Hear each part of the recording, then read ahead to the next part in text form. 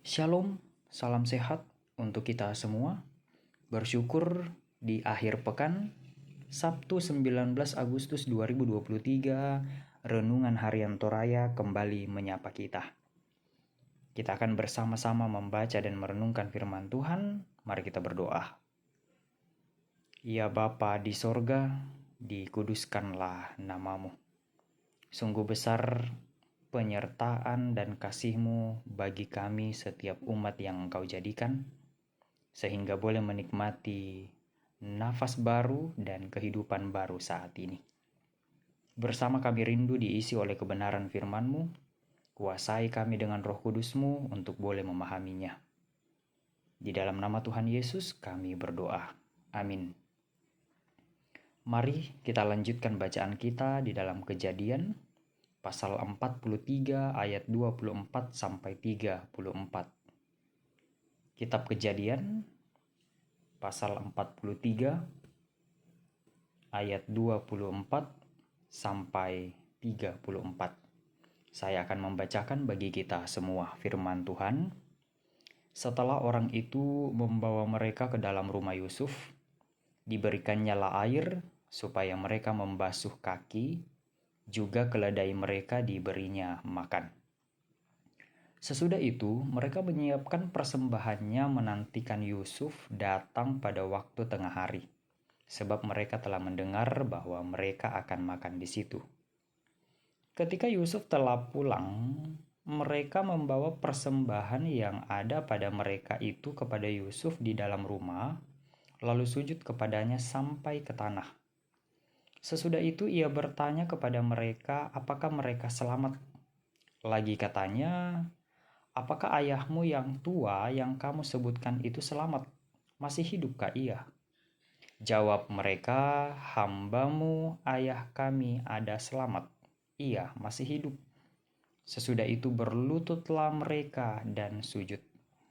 Ketika Yusuf memandang kepada mereka, dilihatnya Benyamin adiknya, yang seibu dengan dia. Lalu katanya, inikah adikmu yang bungsu itu, yang telah kamu sebut-sebut kepadaku? Lagi katanya, Allah kiranya memberikan kasih karunia kepadamu, anakku.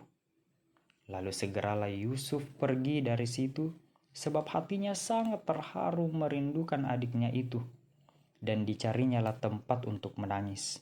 Ia masuk ke dalam kamar, lalu menangis di situ. Sesudah itu dibasuhnyalah mukanya dan ia tampil keluar. Ia menahan hatinya dan berkata, hidangkanlah makanan. Lalu dihidangkanlah makanan bagi Yusuf tersendiri, bagi saudara-saudaranya tersendiri, dan bagi orang Mesir yang bersama-sama makan dengan mereka itu tersendiri. Sebab orang Mesir tidak boleh makan bersama-sama dengan orang Ibrani, karena hal itu suatu kekejian bagi orang Mesir. Saudara-saudaranya itu duduk di depan Yusuf, dari yang sulung sampai yang bungsu, sehingga mereka berpandang-pandangan dengan heran. Lalu disajikan kepada mereka hidangan dari meja Yusuf. Tetapi yang diterima Benyamin adalah 5 kali lebih banyak daripada setiap orang yang lain. Lalu minumlah mereka dan bersukaria bersama-sama dengan dia. Jemaat kekasih Tuhan, firman Tuhan yang telah kita baca pada saat ini dapat kita renungkan dengan satu tema, Allah yang merancang. Allah yang merancang. Puang matua unnatoi.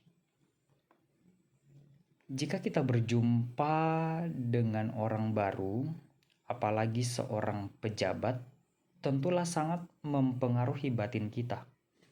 Apalagi ketika kita sedang membutuhkan sesuatu. Pasti kita terbeban dengan banyak hal, misalnya bagaimana kita harus menyampaikannya, jangan sampai kita salah ngomong. Ada perasaan was-was, jangan-jangan ada persyaratan yang sulit dipenuhi, lalu permintaan kita ditolak. Itulah yang terasa dalam hati para pencari kehidupan dari tanah Kanaan, yaitu anak-anak Yakub.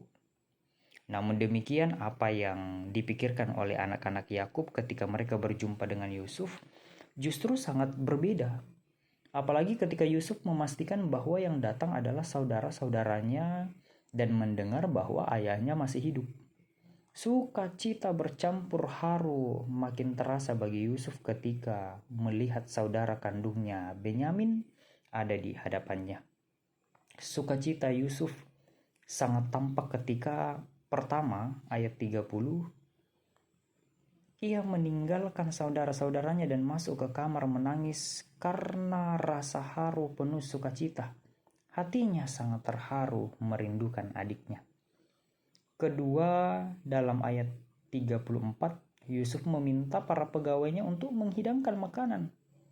Lalu minumlah mereka dan bersukaria bersama-sama dengan dia.